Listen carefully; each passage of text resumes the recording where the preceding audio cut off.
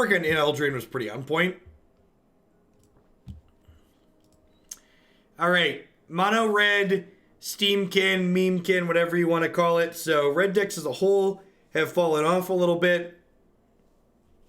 The basic idea with this deck is you play Steam-Kin to generate mana, and then you use cards like Merchant of the Veil and light up the stage and Thrill of Possibility to kind of churn through your deck and draw a bunch of cards, while Electrostatic Pillar sits in play and deals damage to your opponent while churning through these spells. We also have some Arclight Phoenixes in here we are enabling. We have mono red staple Bonecrusher Giant, so lots of goodies here overall. Was there an Arclight Phoenix style? Alright, yeah, Marty. Let's do that. Let's not be peasants. Alright. Let's dive on in here, shall we? See how getting aggressive goes. This looks like a hot mess. Let's do it. Thanks for the 2 months, Flame Burst. My thought was, Marty paid a lot to see this. Let's make it pretty.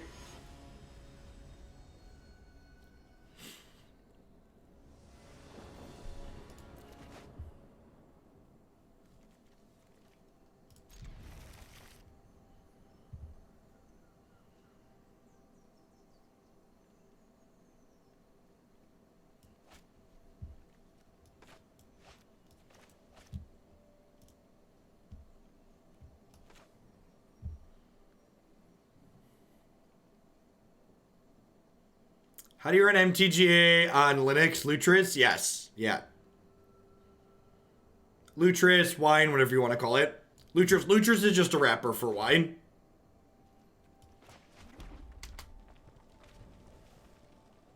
Never forget, chat. The pride cometh before the fall. Don't let your hubris get the best of you.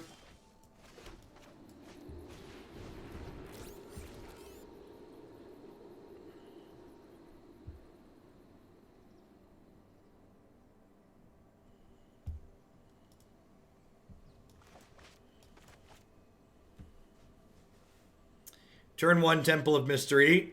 Statistically, Golos.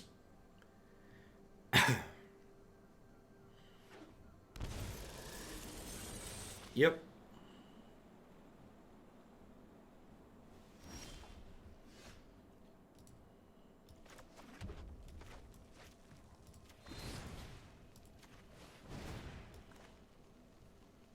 Just faces the place all of these. Morning Razor. Yep, yeah, the chain animation happens when you have a spectacle card and they take damage. So when Bonecrusher hits here, we'll get another one. That's quite the spectacle.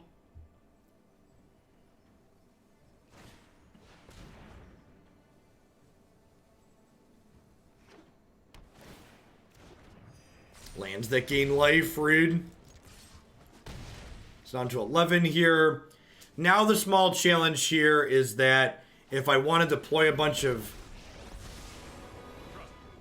Well, we're not deploying a bunch of anything, apparently. Yikes. Yikes, chat.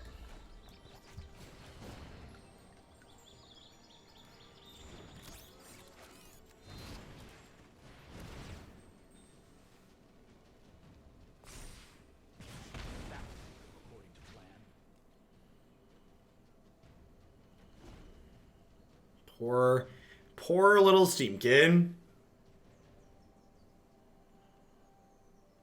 Well, this is match 1, game 1 playing this deck, Eddie. So I don't have any reasonable thoughts or opinions on this deck just yet. Maybe we'll have some an hour from now. Check back then.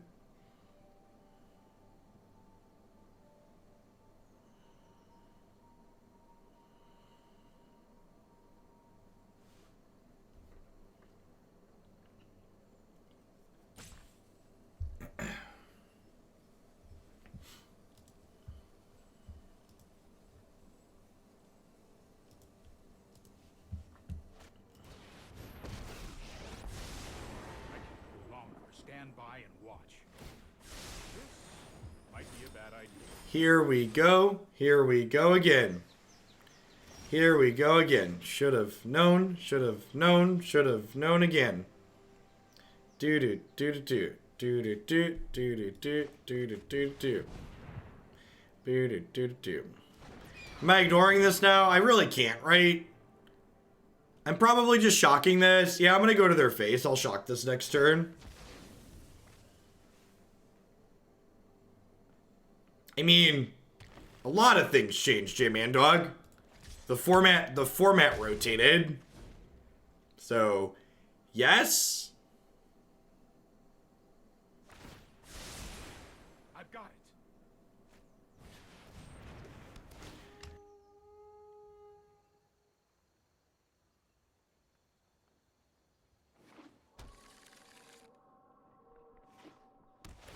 All right, if we hit a Phoenix there, we could have possibly killed them.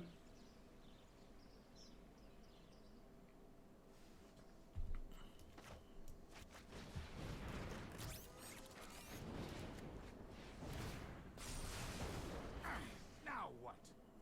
Now what?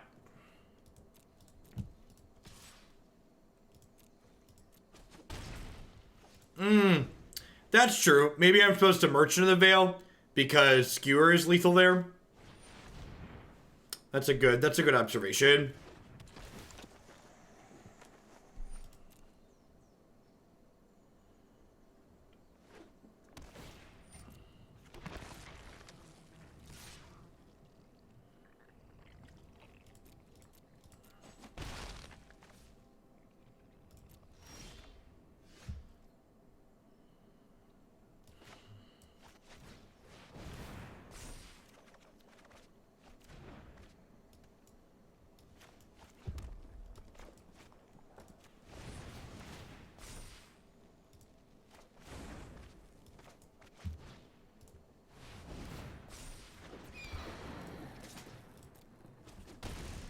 We're liking this deck again before. What does that have to do with? What does that have to do with anything? I guess I don't understand how that's relevant. That was a different format. We didn't really play this deck at the end of rotation. Even if we had, like, it just like wouldn't be relevant to like what we're doing right now, right? So worth noting here, if I'd have ignored the second Teferi, we would have killed them, huh?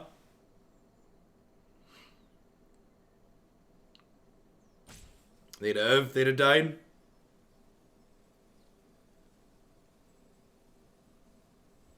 Because they are at 2.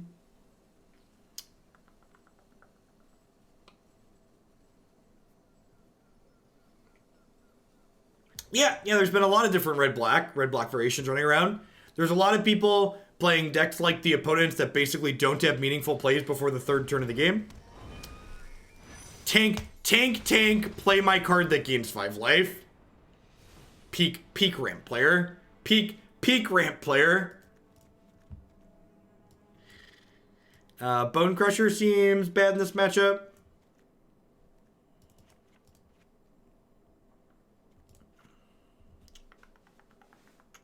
Is Chandra very good?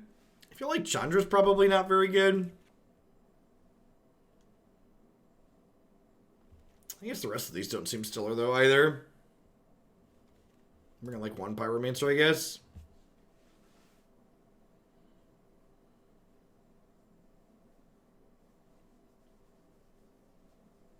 I mean, something always has to be the best deck spreading seas.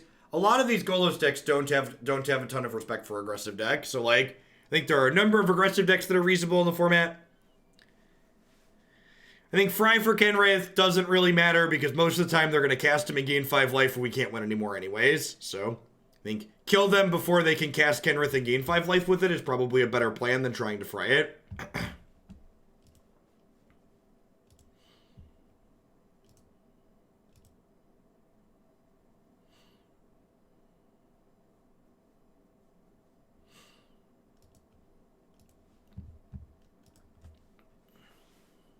What's my favorite archetype?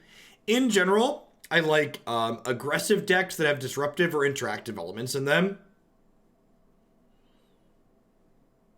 Is Field going to be the Toronto standard until it rotates? I don't know. I think people people are complaining too much about Field of the Dead. In my experience, the only archetype Field of the Dead even kinda pushes out of the format is traditional control. I don't even think that's really a bad thing, because traditional control can be really tedious to play against. So, like, if we have 15 months of traditional control being bad, I think that's fine. If we make people have to end the game for the next 15 months, that's not exactly the worst thing in the world. I think that's too narrow, Swag.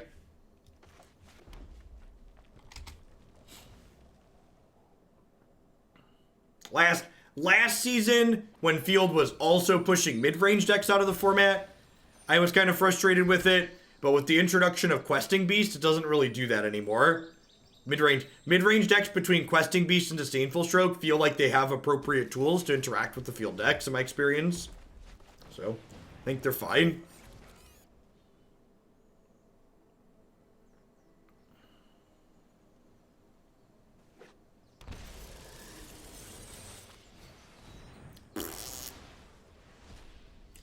We're all alone, there's no one here beside him. Might just merchant away this mountain this turn.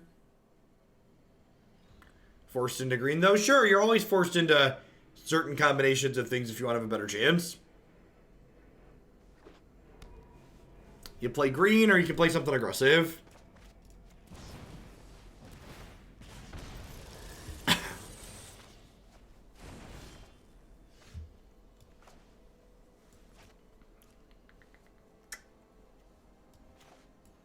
Let's just play a 2-3. Hey, thanks for the support, Sprata. My favorite motto is don't just be sorry, be better. That's the best way to show you're sorry, is be better.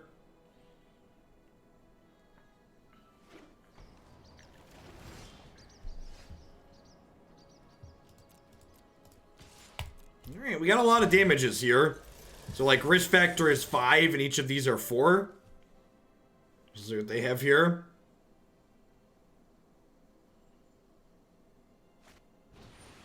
Yeah, I agree, Bob. Like I said, I think people are going to complain. People always complain that there's a best deck, but that's just how Magic works. Expecting there to not be a best deck is unrealistic and naive.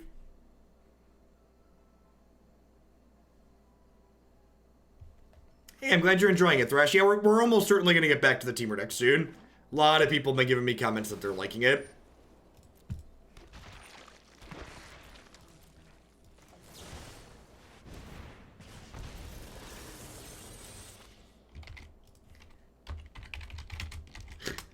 Alright. Alright, welcome back, Dude Light. Enjoy.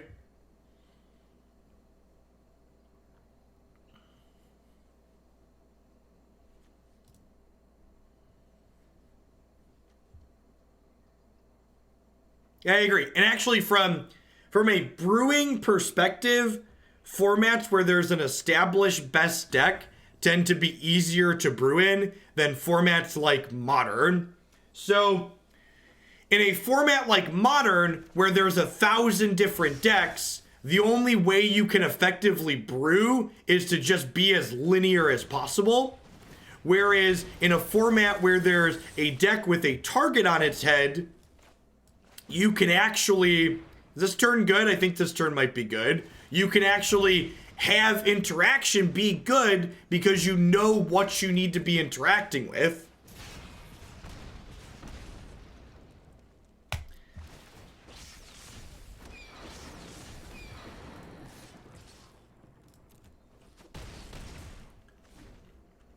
So long as they don't hit Nexus of Fate with their Golos here, we should be pretty good to go.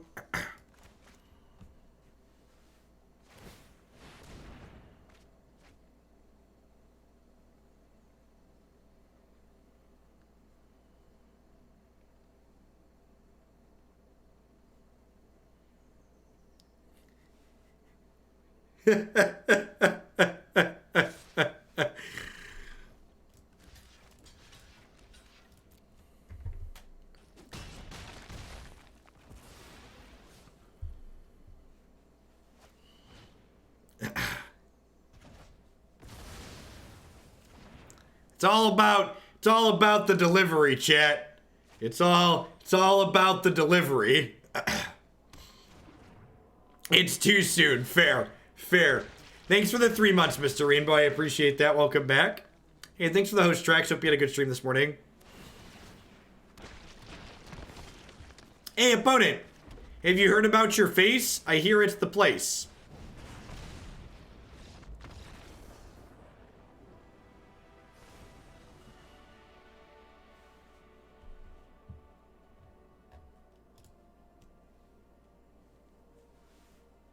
Missed a point of damage. I was playing around Quench, Marty.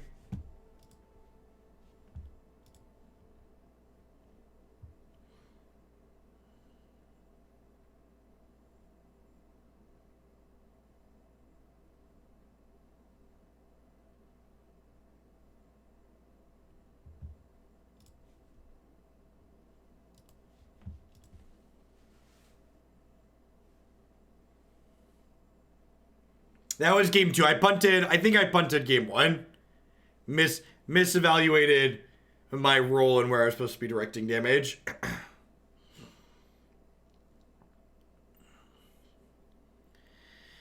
So, chat, I accepted a Clackbridge Troll build around that's towards the top of the queue, but it's not in there today because I spent like a half hour building different shells last night.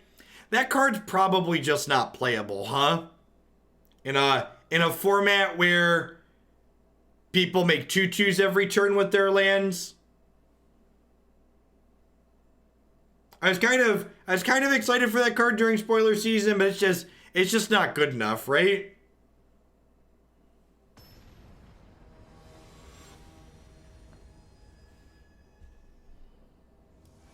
I mean, I certainly play worse because of the chat interaction, Stormy.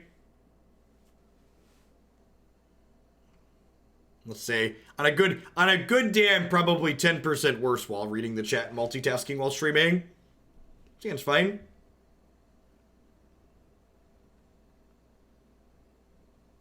It's basically black-white. Yeah, I built a black-white control shell, and I built a red-black shell with Ember Cleave and Fling, and it just looked like they just looked like bad in general, or bad versions of other things.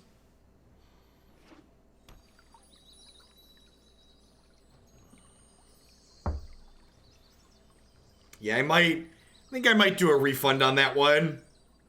I don't really want to play something that's just bad. I don't want to play something that I know is just bad going into it. Some of the things we end up playing are just bad, but I'd like to be surprised when I find out they're bad.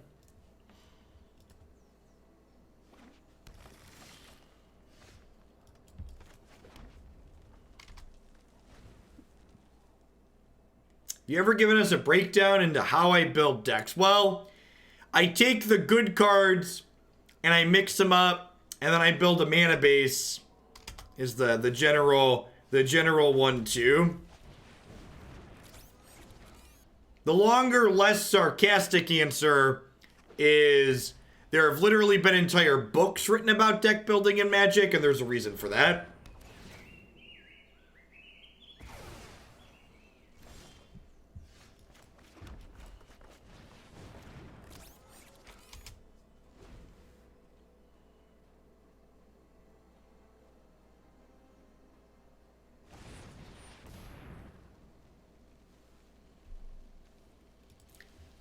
Sounds good, dude light.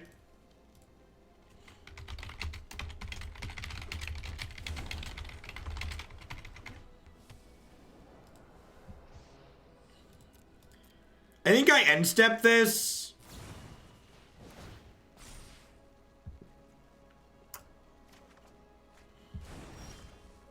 It might be greedy to bin the land there, but then also, like, you know, YOLO.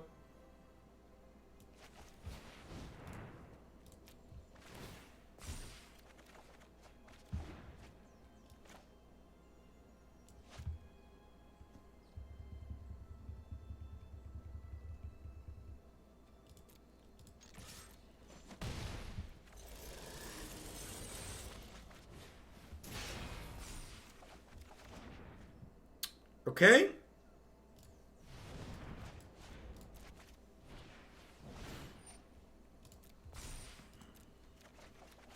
The Esper Dance deck felt very bad. I think I want to do this and just cut them off of life gain. Also gets a little friend into play here.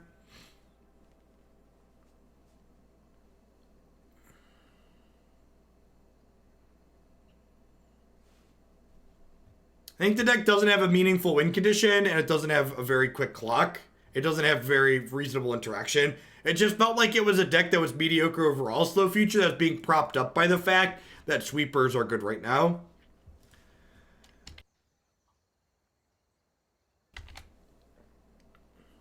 I mean, light up the stage plus Runaway Steam-Kin is a heck of a drug, huh?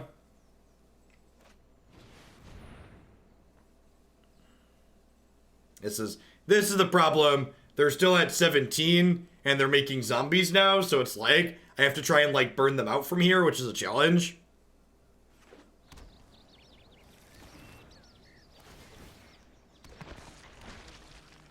I mean, that play's still pretty reasonable, right? Like it stonewalls me on the ground. Suckatokes, thanks for the 4 months of support there. I appreciate that. Welcome to Hoaglandia. Thanks for welcome back to Hoaglandia. Thanks for keeping me around.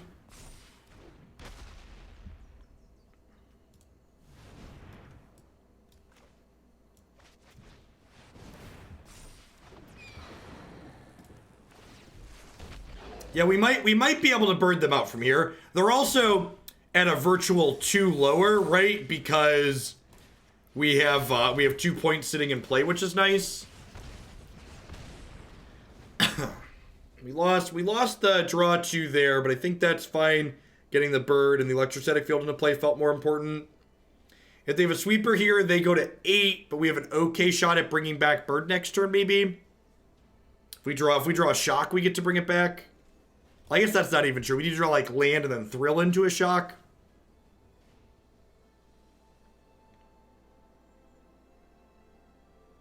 If they don't have a sweeper here, they might be dead.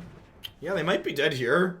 It's like only at... And this is why, again, these Golos decks are very greedy and very susceptible to being gone under. Like, they don't... In order to, like, win these mirror matches, they don't really have good ways to interact early consistently. A lot of them. Sure. I am not going to sit this one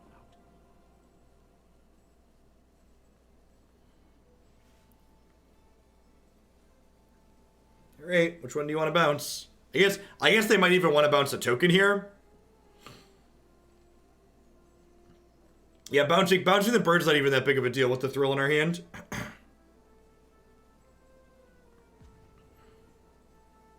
There's a few different ones they could bounce here. Like any of our creatures could be reasonable bounce targets.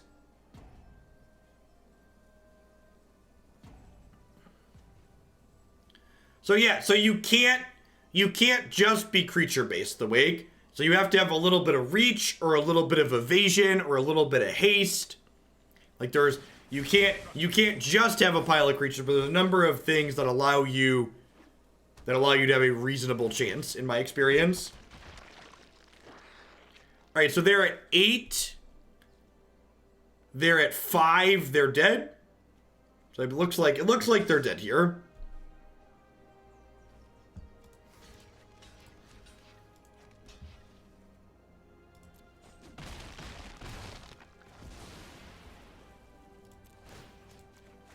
I mean, even if I don't block there, I get to attack, right? Is that a good one? What do you think? I say we kill them without attacking. Let's not make our Phoenix get its hands dirty. Nice ramp deck. Oop. Bye, Felicia. So, our deck won that matchup 3-0 because I punted the first game. So with better play, I would have won all 3 games there. If I had made better threat assessment with my removal spells in the first game.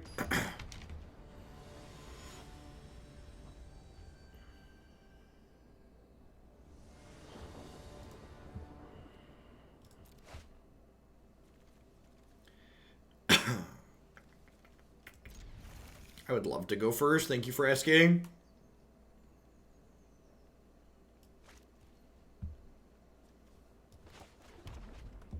Questing Beast is really good. How did I get to level 81? Through the power of the most powerful card in Magic the Gathering, your credit card, you too could be any level you desire to be.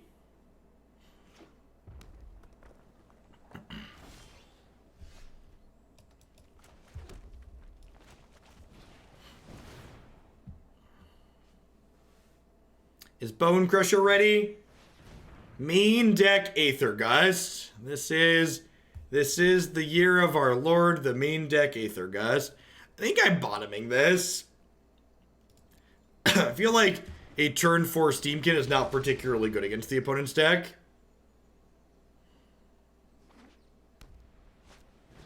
No, this is likely just Martin Yuza's list. Martin Yuza's Fire's list had 3 copies of main deck Aether Gust. Yeah, Candleman. Streaming's a lot like being a parent or a teacher. You have to speak slowly and repeat yourself frequently.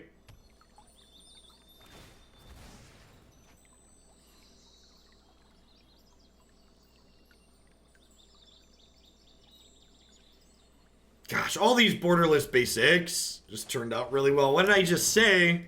Sorry, I might have stuttered.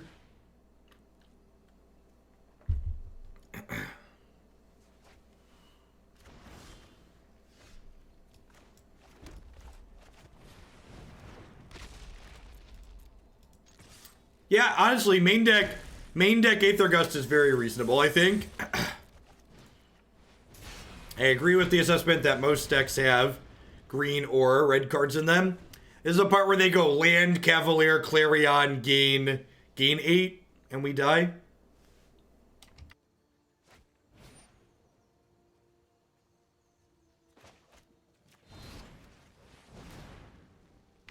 Hey Jeff, I've been playing on a Johnny's Primate White Weenie deck on Arena. Have you seen anything similar? Not this standard format. White Weenie sounds great though. Maybe I'm supposed to not Bonecrusher there, because if they killed my Phoenix, then I hit another spell, I could get it back.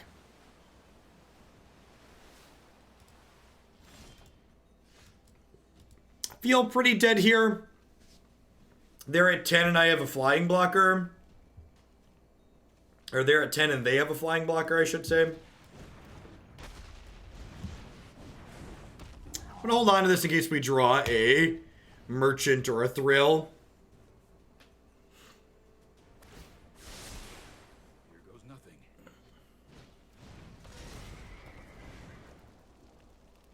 Yeah, I agree, Bandit time. Or Bandit T-Mac. As the format is shaping up, it feels very reasonable. You know, it's funny. I often thought I preferred big set standard, but it might just be that small standard is actually what I prefer. Clarion, my wayward son, there'll be peace when you are gone. I wouldn't be surprised if this matchup's very terrible for our deck. In previous standard seasons, this archetype's biggest issue was always the control decks. So would not surprise me to find out that that is still the case. Thanks for the 7 months, Mr. Manad. Brad Nelson talks a lot about how 8-set standard is miserable. Yeah, I'd believe that. He's definitely an authority on the subject. I feel like the fact that 7 and 8 set standard gets so miserable, it really makes me wonder what Magic would have looked like if Wizards would have stuck to their guns and just been like, no, we're having twice a year rotation. It's happening. Is 4 Fry too many? I don't think so. When their primary win condition, it involves blue. The Blue Cavalier.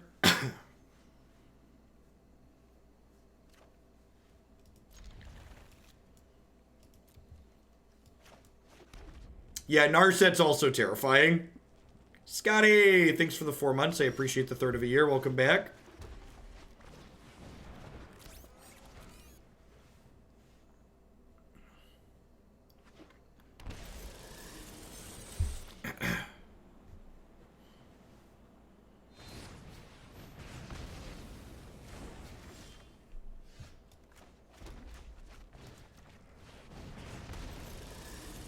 Steam-Kin was one of the cards to get an animation in the last patch, which was nice. He's our little guy that could.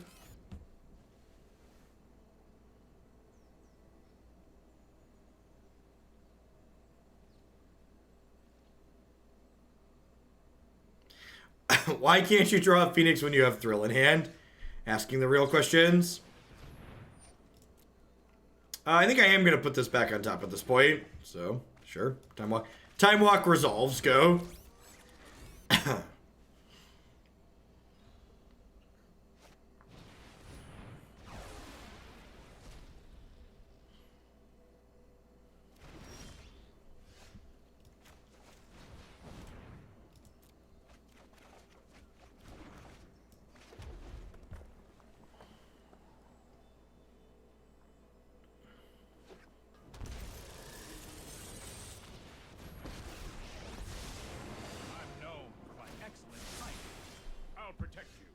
They did at least miss land drops, you're not wrong.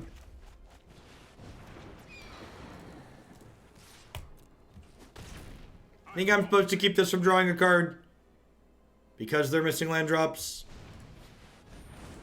Oh, I've done the hero thing before. So now I'm gonna send this here. So that way I can do this. I don't know, Mitsu. This is not my deck. So viewer submitted deck list as always. So your speculation seems reasonable, but I don't know that with certainty.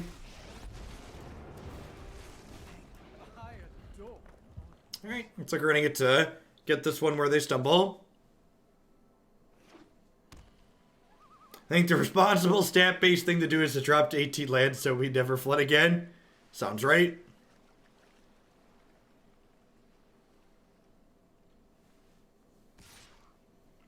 Might as well block here, because if this lives, I get another devil out of him anyways. This gives me a point to the face.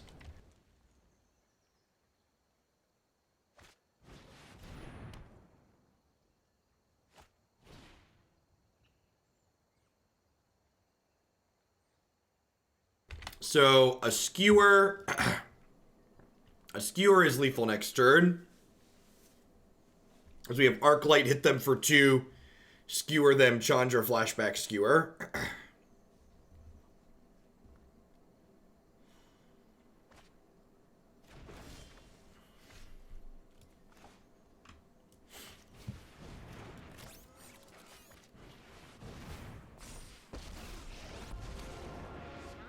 you need more control.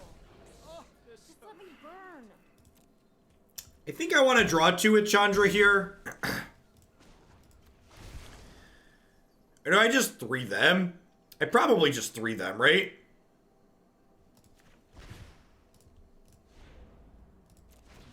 Like, I'm trying to draw to 3ing them anyways.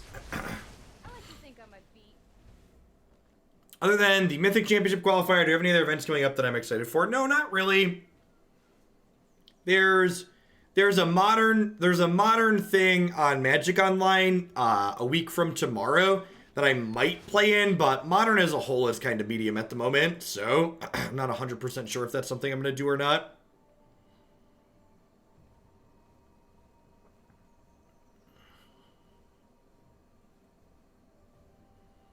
Yeah, we have them done a few different ways here.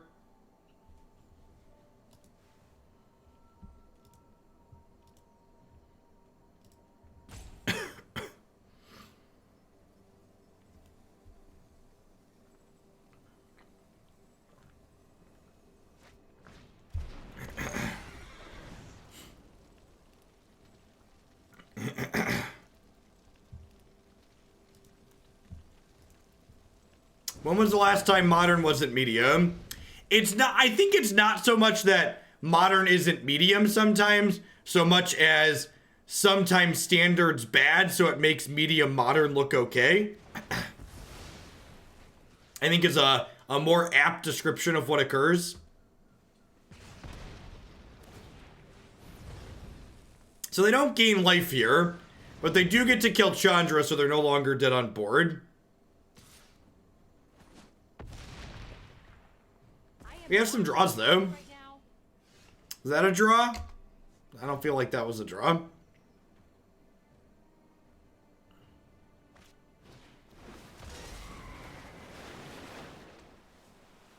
It's exciting that we've reached the part of the Ukraine scandal where Trump realizes that he's been caught by actual facts. So instead of vehemently denying his wrongdoing, he's turned to explaining how what he did that was illegal is actually okay and normal and done all the time. It's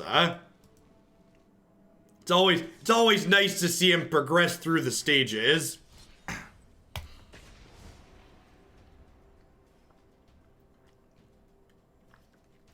The Civil War dog whistles are very spooky.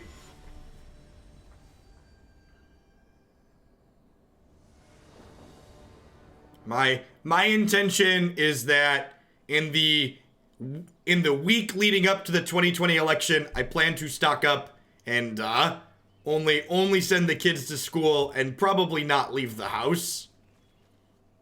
I would not be surprised. I don't live in a major city, so maybe it won't be an issue, but I wouldn't be surprised if some very crazy people do some very bad things if he loses re-election.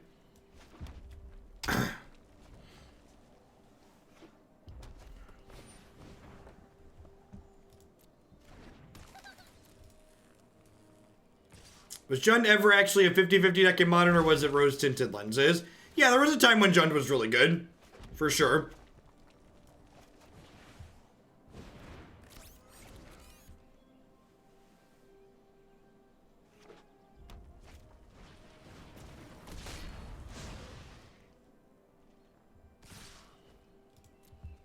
Yeah, I actually disabled my Facebook recently. It's just really a miserable experience overall. And I've also experienced learning that a lot of people who I grew up with are people who are really hateful and are really terrified of people who look or believe different than they do. It's really depressing in a lot of ways to learn that. People that I grew up with respecting were like actually only paying homage to the idea of being respectful to others and didn't actually believe what they were saying.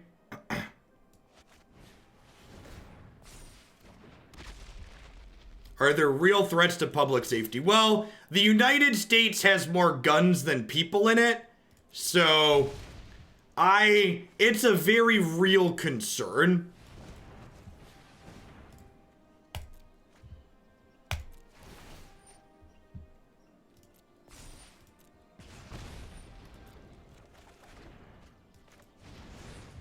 Like, the number of people that I grew up with hearing like, well, if they didn't commit the crime, then they shouldn't have any problem being investigated, or they shouldn't have any problem being taken to court, who are now like throwing hissy fits over an impeachment investigation is just like absurd. Just like the absurd levels of cognitive dissonance that these people experience to get through the day and justify their hateful, bigoted beliefs to support him is just like, it's just wild.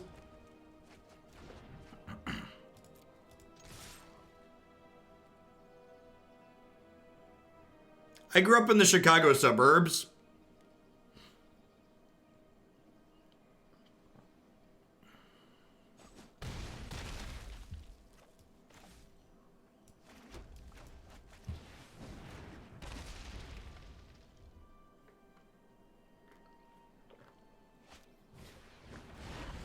To be fair, Trump's approval rating among women and minorities tends to be exceedingly low.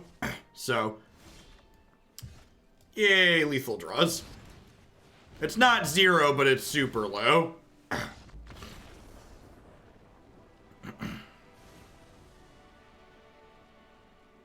My favorite are the people who are like, I need my gun because I use it for protection, but I know my gun's also dangerous, so I keep it locked up in my safe at home so nothing bad happens to it. It's like, well, which is it? If you need that gun for protection, it's probably not going to protect you from a burglar locked in a safe with the ammo not in it, right?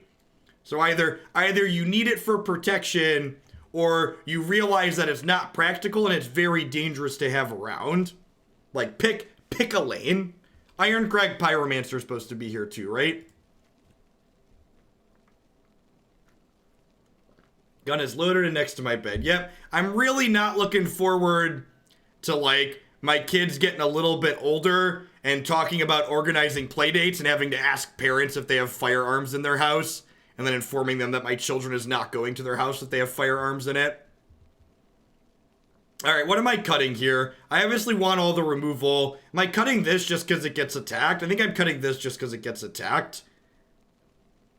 Thanks for the 12 months, Cruel. I appreciate that. Let's get you a sword.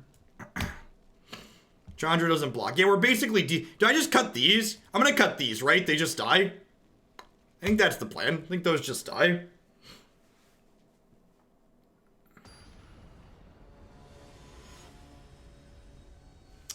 Yeah, too many people get off on the idea of someone giving them a legal reason to commit murder. Yep.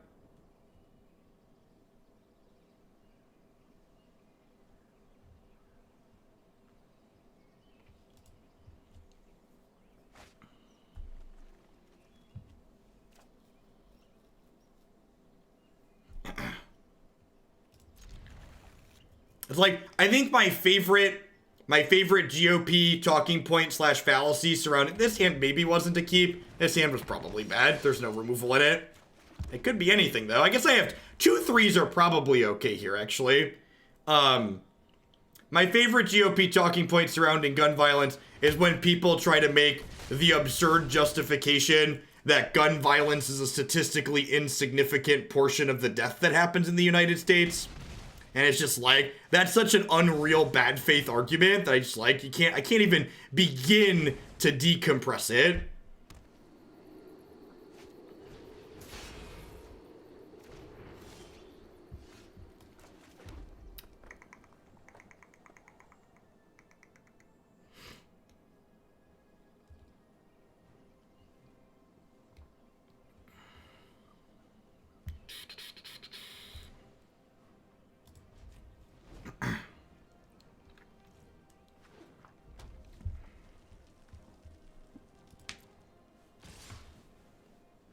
You can't cast adventure cards with... You cannot. So, adventures are creatures everywhere except when they are on the stack as an instant or sorcery. Yeah, I agree, Garth. If someone was just like, it makes me feel like a man to have a gun in my hand and fire it off and it's my favorite toy, I'd be like, at least you're engaging in good faith at this point. At least you're engaging in being honest with me.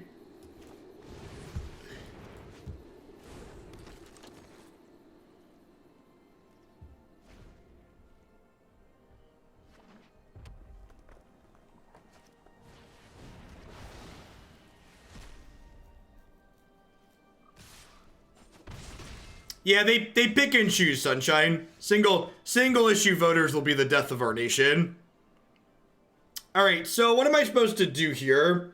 I think it's just merchant plus play a 2/3. Yeah, lead on haggle. Who said we cut lands earlier?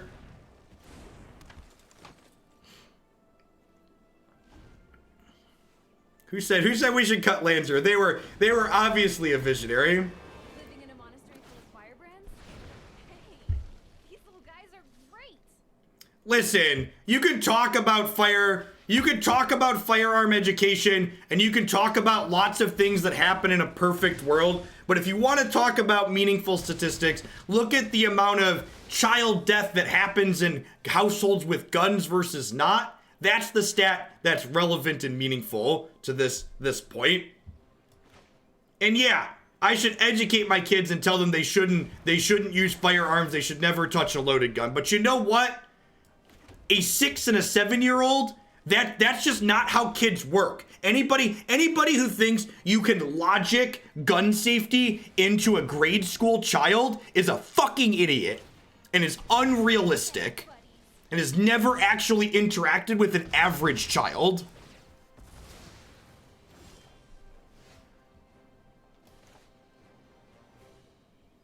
All right, we're gonna shoot their face and light up the stage and skewer. Comparing a stove to a gun is so stupid, it's unreal. It's like when people compare cars to guns. But Jeff, cars kill people. Yeah, and you know what? We license cars and we insure them and we have tons of regulations trying to make sure cars are safe. That's the fucking difference. It's such a huge difference. Anytime someone brings up a car in the gun safety debate, they're either an idiot or they're discussing with you in bad faith. And either way, you should disengage. Yeah, cars also aren't designed to kill things. They're designed with a functional purpose.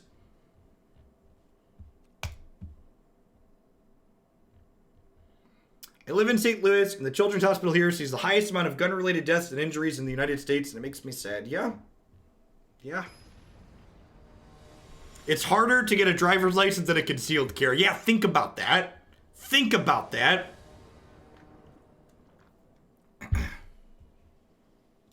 Idiot and bad faith are different. That, to be fair, you should never rule out the possibility of both. Humans are capable of a spectrum of things.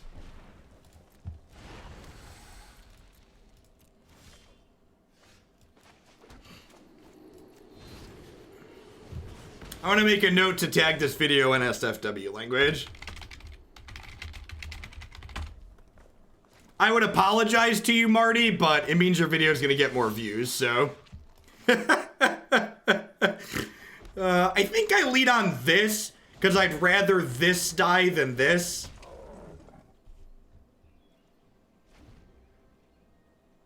Yeah, feel free to link, Docs. Link away.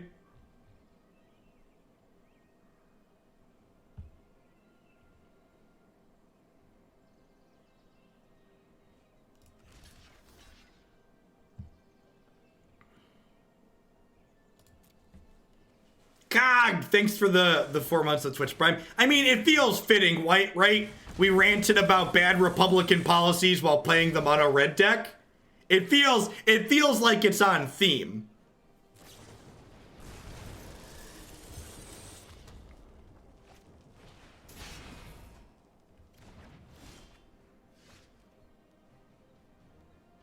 International studies indicate that 91% of firearm deaths in children 0 to 14 among high-income countries occur in the U.S. Yeah. Your opponent does... No, we saw a chain because we have a spectacle card. And they hit us. So what am I supposed to do here? Am I just supposed to Pyromancer go? No, because they have a Lava Coil. I think I just light up the stage. I think with these two cards in exile, I just try and draw a land here. Yeah, that seems great. I think that's definitely the line.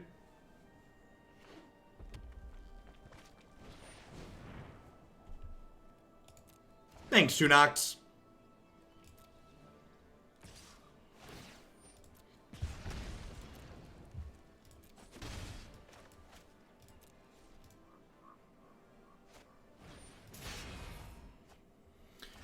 Alright, so we want to hold our skewer for that one. This is going away, so I'm just going to cast it. I think we just pass here. I think I want to hold on to this to either trigger this. Oh, I can just trigger this to kill that.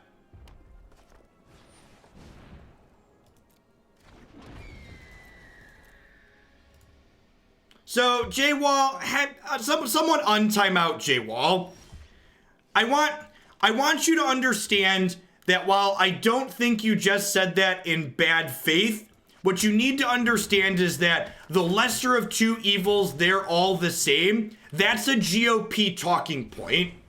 Implying that they're all the same is a saying that's pushed forward to create apathy in voters and make them feel like none of their decisions matter, because generating voter apathy helps the GOP win. It was just a very typical all sides argument. All sides are the same type discussion. And I, as someone who grew up in a very conservative household, that's something that I fell victim to. I've definitely said exactly that on more than one occasion. And I didn't realize growing up what that actually was until I got out into the world and looked around a little bit. All right, so this is, now I get to go shock them, light up the stage, try and hit a land over here, play this land, skewer the Spitfire, hit you with my Phoenix.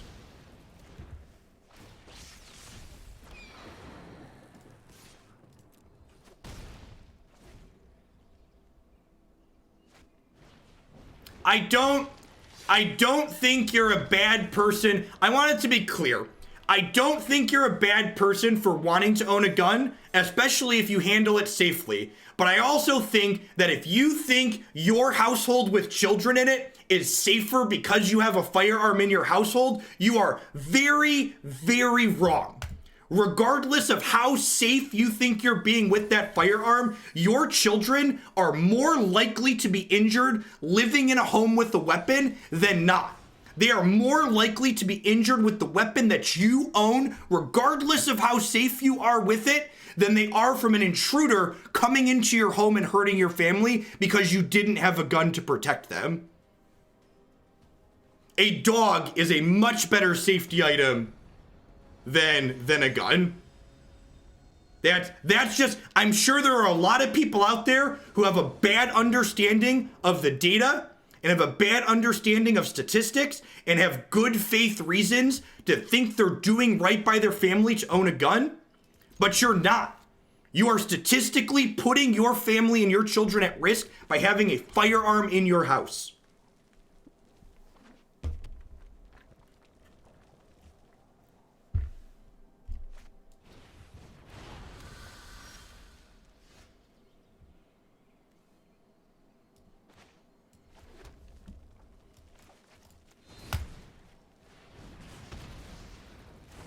But Jeff, they don't make horror movies about accidentally killing a family member with a gun. They make horror movies about an invasion. Yeah. And I'm sure there's going to be some people that like watch my videos that like agree with me on social issues that are going to be upset that I just said that, but that's what the data says. And I'm going to share with you that growing up, I was very pro firearm, and I looked into owning guns and getting a concealed carry permit at some point. But you know what? As someone with a college education who informed myself before I made that decision and went and looked at the information that was available in the world, the information that was available in the world said that getting that weapon was a bad decision if my goal was safety.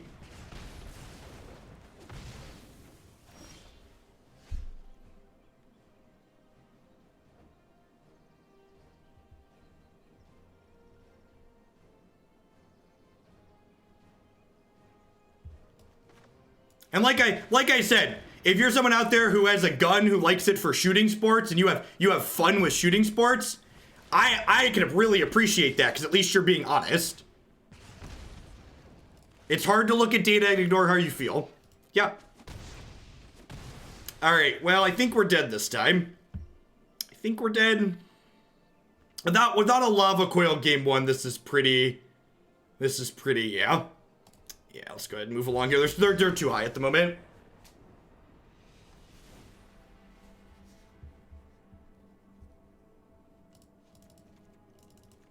I don't know if I boarded in. Did I board in Flame Sweep last time? I feel like I might not have boarded in Flame Sweep last time.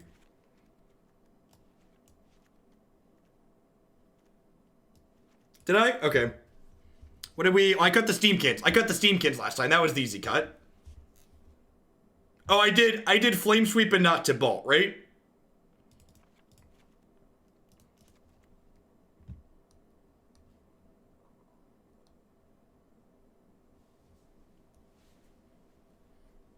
I spent some time in America. I'm Canadian. I'll never forget going to someone's house to take firearms, assault rifles, and other guns at the coffee table in the living room with literal toddlers walking around. That I would like to hope is not the norm. Yeah. Would like to hope that's not the norm.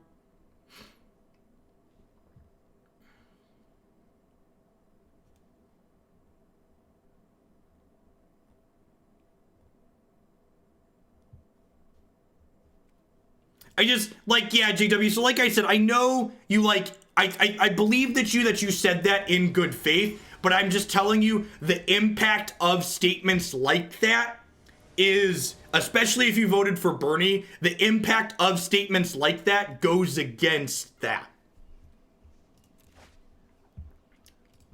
Like, even if the intention is good, and for the record, I agree the two-party system in the United States is not good. In a perfect world, Nancy Pelosi and Alexandria Ocasio-Cortez would not be in the same political party. In a country that's not heavily restricted by a two-party system, those two people are in different political parties. And that's part of the problem with the United States, is that the Democratic Party right now is trying to appease a lot of masters, right? Like, there are a lot of people in the Democratic Party, like Pelosi and like Biden, who are basically centrist or center-right if you look at them globally. But you look at them in the United States, and they're all lumped in together with people who are much further left than they are.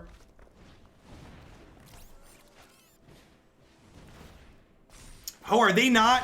They must not, if they're playing Steam-Kin, they must not be a Cavalcade deck, right? I would assume.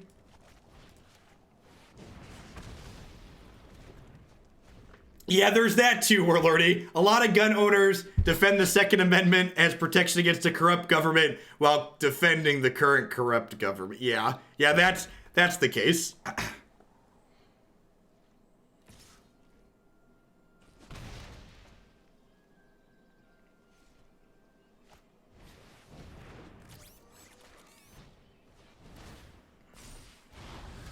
You think Steam-Kin's just good enough in Cavalcade? Yeah, I'd believe that.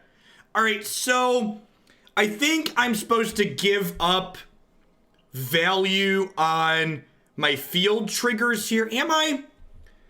So do I play this and like just Lava Coil this? I think so. I think that's the line. This, like, playing 2 removal spells this turn saves me 1 point of damage, but it loses me 2 points of damage. So I think I want to take 1 extra because I'm still at 18 and just deal extra damage here.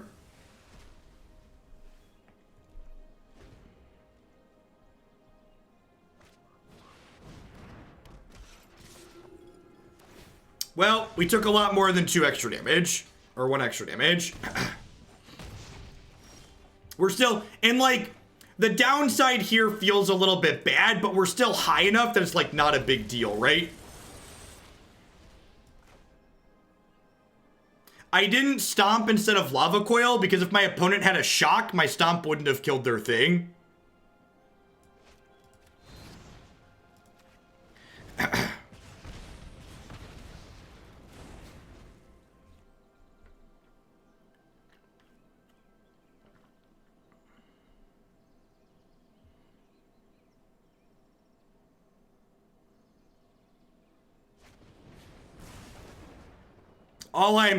All I'm gonna say is I have two last statements on the Second Amendment, and then we're gonna move on from the politic talk. The people who ratified the Second Amendment thought dueling in the streets with pistols was an appropriate way to settle their differences. And the people who ratified the Second Amendment were dealing with firearms that shot single-digit bullets per minute, not double-digit bullets per second. Those are 2 important distinctions.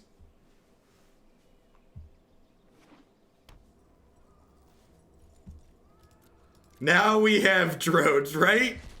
Right? How do you defend yourself from a tyrannical government that has drones? Like real talk.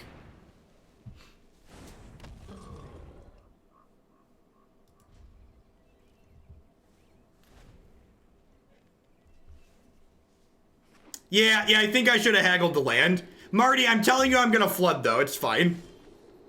All right, sure.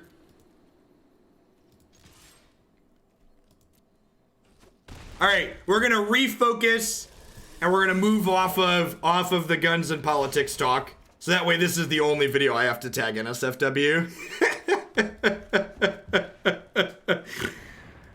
So I appreciate folks. Remember, if you're a sub and you want to talk politics endlessly, you should pop on into the Discord server. We have a political dark place channel in there where you are always welcome to discuss all sorts of things with me and other members of Hooglandia. Oh, was that a good draw? Can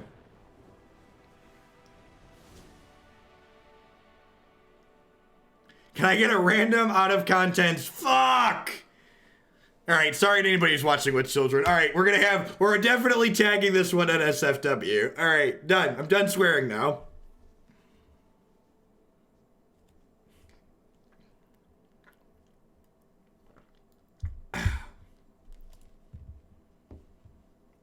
Honk, honk, honk, honk, honk.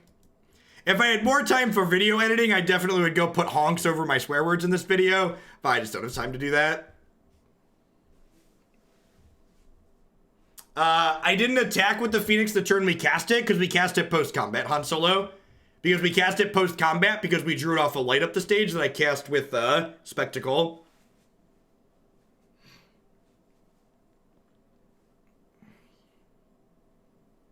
How good could the Dwarf Legend be? I don't know. So, like, I feel like the problem with the Dwarf Legend is that in this deck, he's not super individually powerful on his own.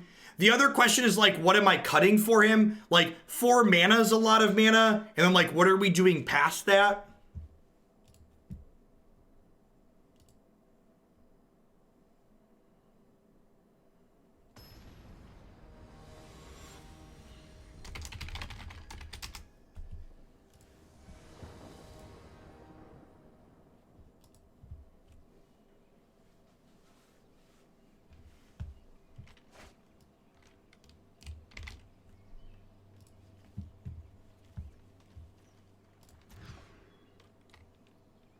Yeah, this is fine in a red mirror, right? I'm gonna be greedy and bottom a land tier, just keep all my Doomblades.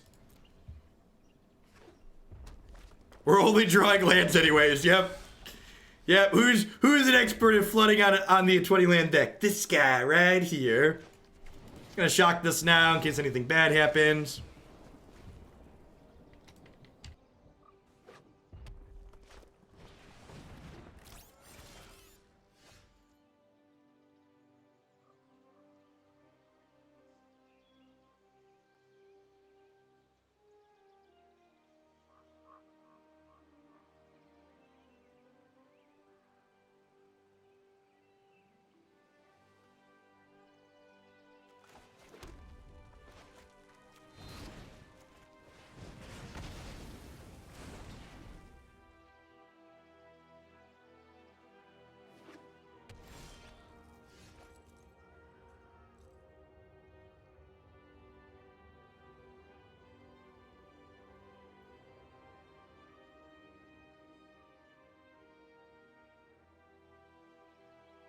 I was thinking the anonymous subgifter.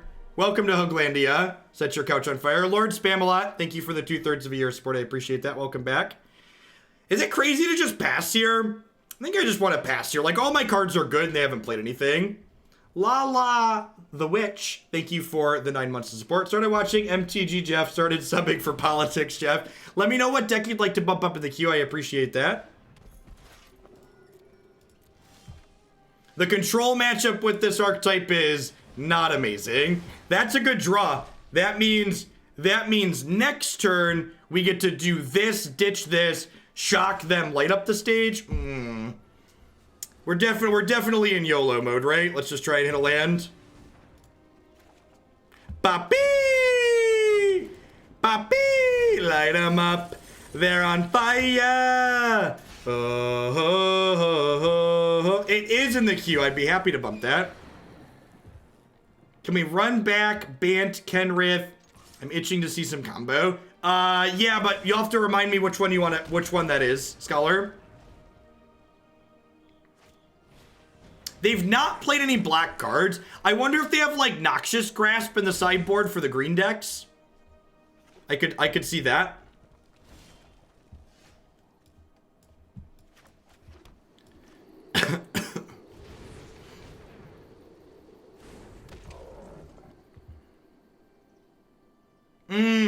I guess I could have Bonecrushered them, skewered this, done this. Maybe that's the line.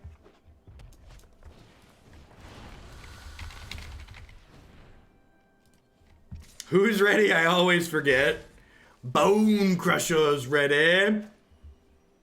All right, yeah, so let's go upstairs to start.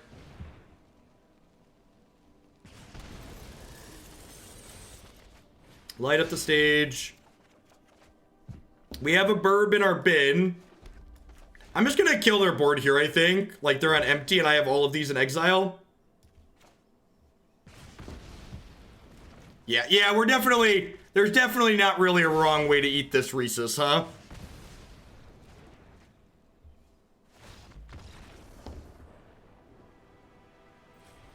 Marty, are we gonna pop into Mythic with the Steam-Kin deck?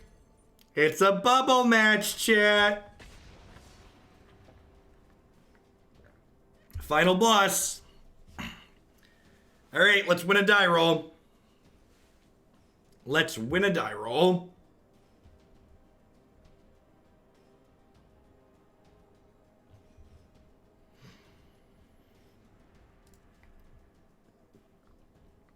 I did say mono red seemed medium. Apparently it just needed to be re-envisioned, huh?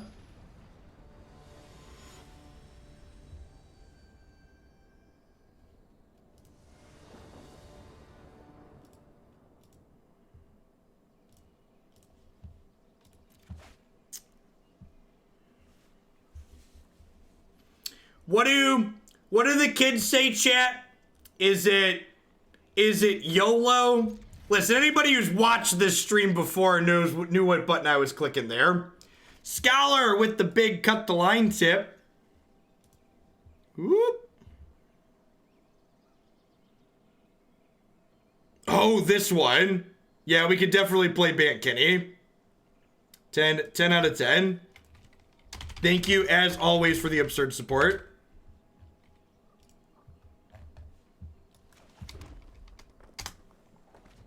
Yeah, I agree, Son of Some. The Claim the First board was a card that I definitely missed in my initial scan of the set. That's super, super good in the Aristocrats deck.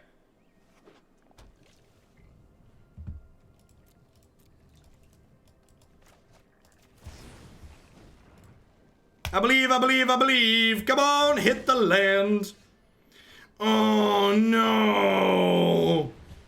Oh, no. Do you think we can talk them into switching to poker? What do you think? What do you think we have to do to talk them into switching to poker at this point?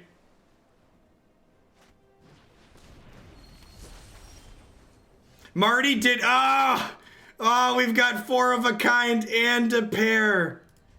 We've got 4 of a kind and a pair. Hey, J-Wall, thanks for doling out a sub-giftee. Hope you're having an excellent Friday review. Happy weekend, by the way, folks. Extra full house, yep. All right, well, let's see a payoff spell here.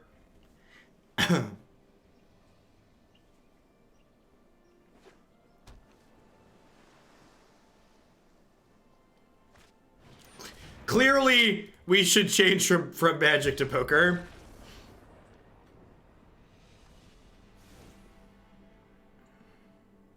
Yeah, I agree, Bennett. There's a bunch of people who are like writing off the current format. It feels like is solved already. And the sets literally haven't even released in paper yet. So it's real weird to me. How do we feel about Irencrag versus Bonecrusher Giant in this matchup? They're definitely an Oko deck. They're definitely an Oko deck. This doesn't kill a whole lot. Yeah, Crag blocks and kills Nissa lands, which is appealing. I'll just leave this in as a 2-mana shock. Yeah, let's just do that. I feel like this matchup's probably okay for us on average. Do you run Leafkin in Oko? Yeah, every blue-green deck has 4 Okos. I don't think it's a mistake, Marty, that both the blue 3-mana planeswalkers dodge Fry when they uptick. I don't think that's an accident. I think that's a very intentional design choice.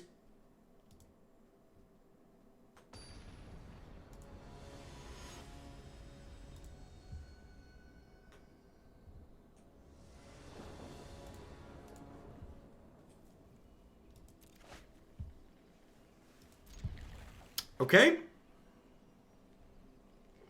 This hand's pretty good. I have a 3/3 elk, and I have another 3/3 elk, and I have a planeswalker, so that's exciting.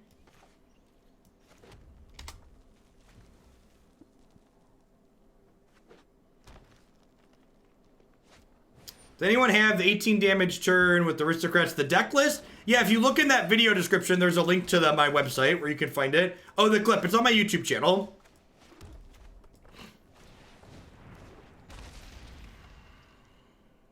You can find it on the tubes. It's a little bit too long for the clip. If you want the whole turn, it's about 90 seconds, and I highlighted it to YouTube.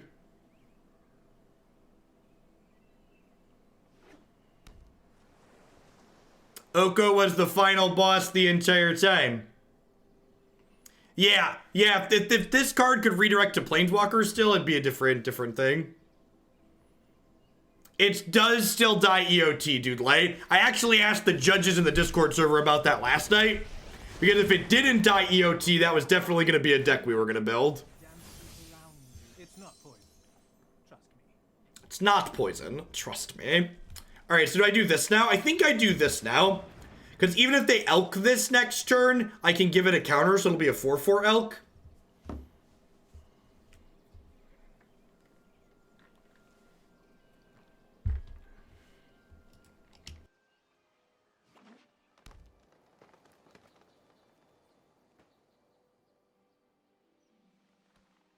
You notice the deck I donated for off stream is on the deck queue. Did I do something wrong? Send me an email letting me know what deck you donated for and what day you donated for it on. Sometimes I miss things, especially at the beginning of a format like this where there's a lot of people adding a lot of things. There's also a chance if you donated more than the minimum that it already got played.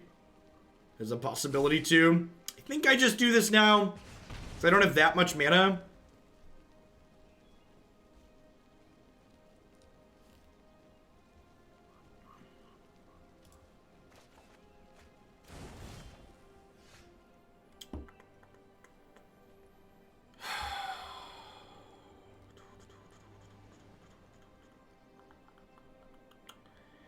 Is it crazy to do this, discard this? Because if I hit a land, I can even Chandra flashback shock for the 3rd spell.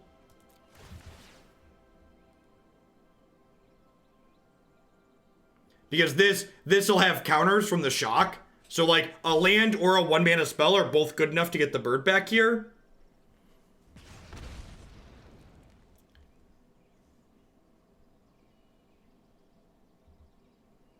Am I about to get negated? Or am I about to get Aether Gusted? I think they're about to Aether Gust Steam-Kin.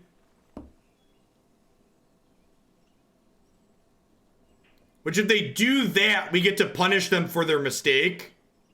So if they gust this... Oh, wait, no, we get the Phoenix back guaranteed anyways, right? Because I have shock. No, I need a land. No, I need a land. Or they timed out. Okay.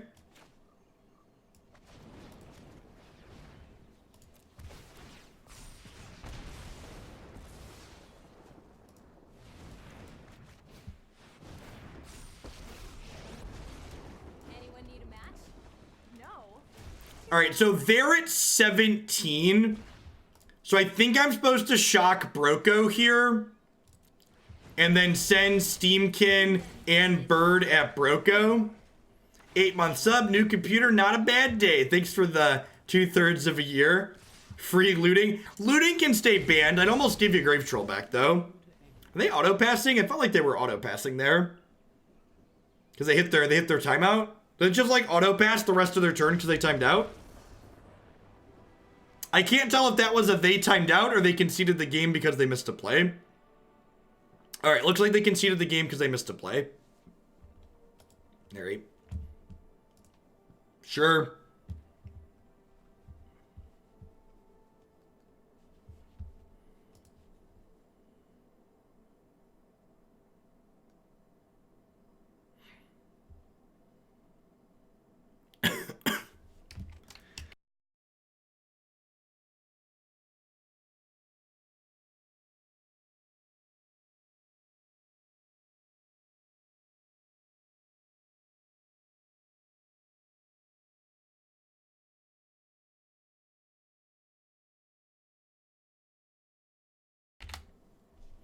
Hey, Rolk, thanks for the 31 months. Best place to spend the last several years with from someone who was here confused how Hex worked. I'm glad I stuck around. Well, thanks for keeping me around. All right. Now we just need them to mulligan to 4, and then we can win. Regardless of the result of this game, we're gonna be done playing this one after this match and move on to some Bant-Ken Rith. I am rolling back to my more normal-ish schedule of being done about 2:30 starting today. So next week we'll be back to my normal 35 to 40 hours per week live.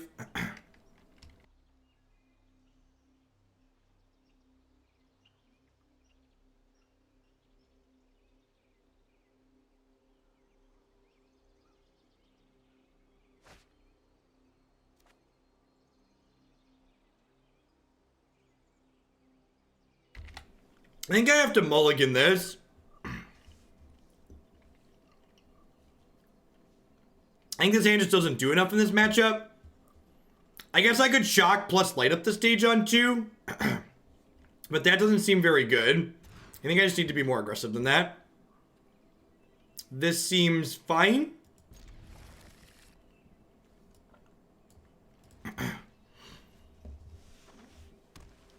Did I start streaming with Magic or did I stream something else before Arena / the past few years? So, I've been streaming as a full-time job for coming up on 2 years now. And before that, I streamed Magic as just part-time for fun. I did a lot of Magic online. If you're someone who's new to Magic or new to my content in my space, something... Before I streamed a bunch, or when I was just streaming part-time, I traveled a bunch to play on the Star City Games Tour, which is the largest independent tournament series in the United States. I qualified for a couple of their Players' Championships, top-8 at a whole bunch of their events. And you know, you get older, traveling gets to be much, kids get a little bit older, so leaving the house more becomes less ideal. I queued against you yesterday for the first time and woke my wife up screaming, Bonecrusher's ready in excitement. That's great. Twitch pays significantly more than grinding tournaments. Grinding tournaments was a break-even hobby. If my year spent grinding tournaments made as much money as it cost me, I consider that a success. This pays for daycare and my mortgage. Yeah, if that Chandra resolved, I was going to uptick so she didn't just die in combat to these 2/2/1s.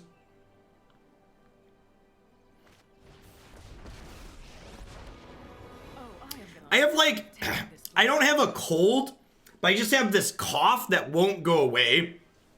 Just, like, had it for, like, the last week now, and it kind of sucks. I'd get out of the way if I were you.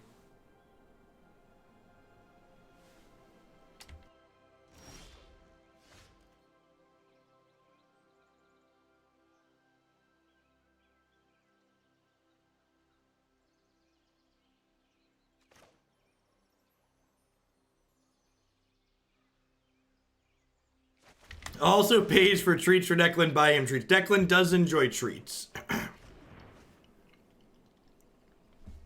Alright. Well, hoping to draw like a shock here. Maybe doing this is wrong and I'm supposed to do this plus this in the same turn. Yeah, I've been taking some cough drops. It'll be fine. It'll pass. Z Jacobson, thanks for the brand new Prime support. I appreciate that.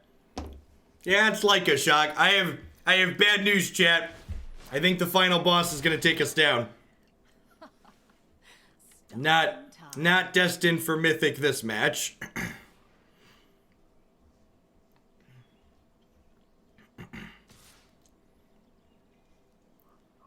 In what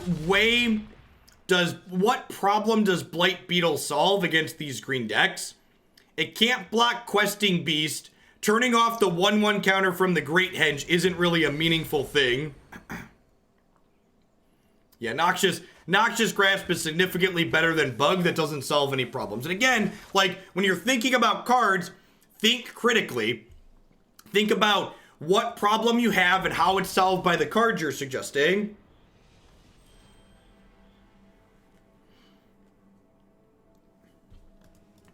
Alright, maybe Bant Kenny can grab us the last two. Ooh, 40 gems. I mean, the mono black deck we're playing today has some beetles in the sideboard, but it also has 4 Noxious Grasp. So, like, there's a very real reason why there's less of these than these, right? For the reason we're talking about. At any rate, if you're looking for a sweet take on mono red, this felt very reasonable. I think we won slightly more than we lost. This is one of the many decks that can get under Golos Field with some consistency, which feels good. I do think this deck is a huge underdog against the Jeskai and Grixis Fire decks that are floating around, however. The more controlling decks in the format have always tended to give this archetype a little bit of a rough time, historically speaking, since we've been playing decks similar to this for the last year or so. I'm going to go ahead and run a quick ad break here and grab a snack. When we get back, we are going to play a Bant Kenrith combo deck. That's sweet that we've played once before. So, BRB.